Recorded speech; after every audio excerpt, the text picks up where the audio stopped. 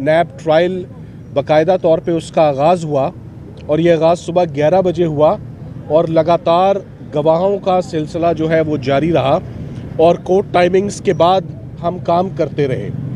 जज साहब के ख्वाहिशमंद थे कि आज जैसे पिछले ट्रायल्स हुए वैसे ही रात लेट नाइट तक 5 गवाह आज नैब ने बुला रखे थे अलकादर ट्रस्ट में कि आज वो पांचों के पांचों गवाह हम एग्जामिन करें, मगर ये ह्यूमनली पॉसिबल नहीं है, ये लीगली पॉसिबल नहीं है।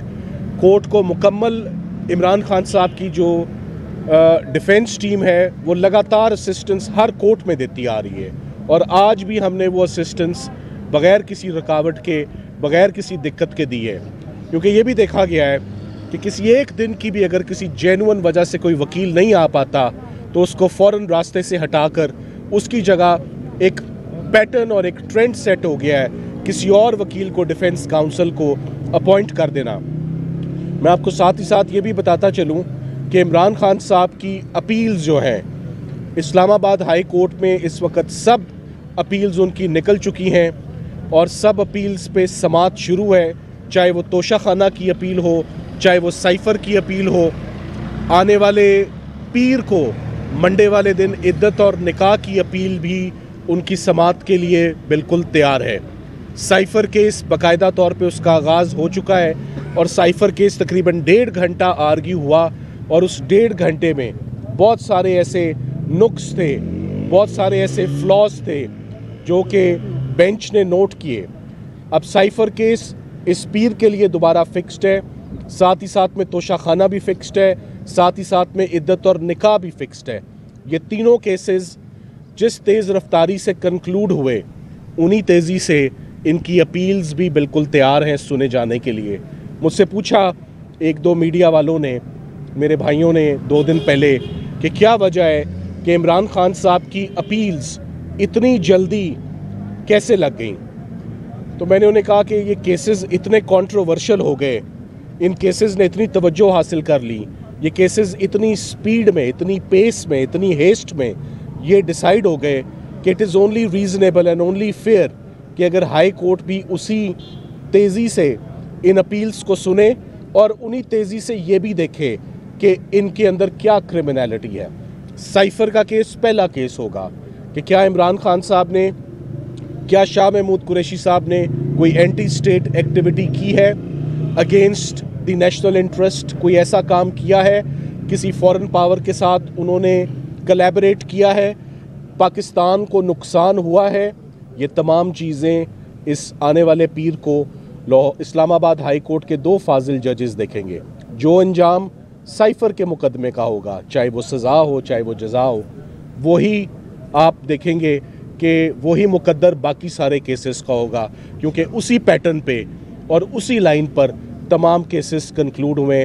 हम बहुत पुरुमीद हैं कि ये तमाम केसेस ये अपनी नौयत के मखसूस केसेस हैं। इससे पहले कभी भी इन मुकदमात पे, इस किस्म के इल्ज़ामात पे कभी क्रिमिनल प्रोसिक्यूशंस नहीं हुई। मिसाल के तौर पे अलकादर केस जिसमें से हम बाहर आ रहे हैं, ये करप्शन के लिए है, ये करप्ट प्रैक्टिसेस के लिए, ये मिसयूज़ ऑफ पावर के लिए, ये मिसयूज़ ऑफ अथॉरिटी के लिए, ये किसी ट्रस्ट के लिए नहीं है। एडमिटेडली 1 रुपया भी इमरान खान साहब के पर्सनल अकाउंट में नहीं आया, 1 रुपया भी उनकी मिसेस के अकाउंट में नहीं आया। सो नैब की सारी प्रोसिक्यूशन सेक्शन 9 की जो बेसिस होती है वो डिसऑनेस्टी होती है, वो रॉन्गफुल गेन होता है, वो रॉन्गफुल लॉस होता है।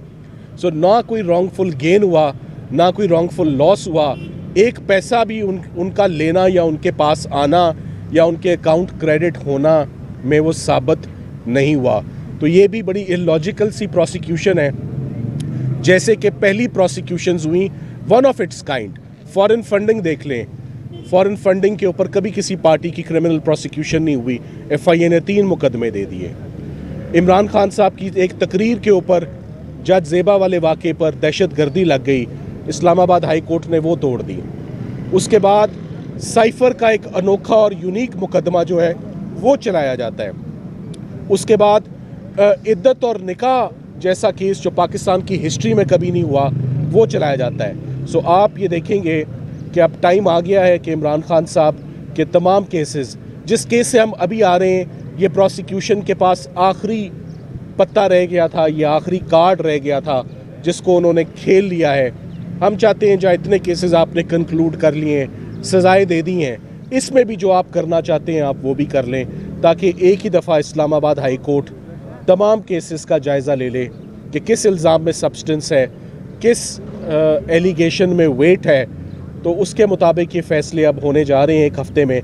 मैं उम्मीद करता हूँ इन दी एंड कि रमज़ान के अंदर मैं इमरान खान साहब की रिहाई देख रहा हूँ, मैं इमरान खान साहब को बाहर आते हुए देख रहा हूँ, क्योंकि रमज़ान से आगे उनको अंदर रखने का अब कोई भी जवाज़ किसी भी किस्म का अब नहीं रह जाता, स्पेशली जबकि इन तमाम केसेस का मकसद सबको मालूम है, उसका पॉलिटिकल एंगल था, पॉलिटिकल विक्टिमाइजेशन थी। वो काम भी मुकम्मल हो गया, हलफ भी ले लिए लोगों ने, वज़ीर आज़म भी बन गए, वज़ीर आला भी बन गए।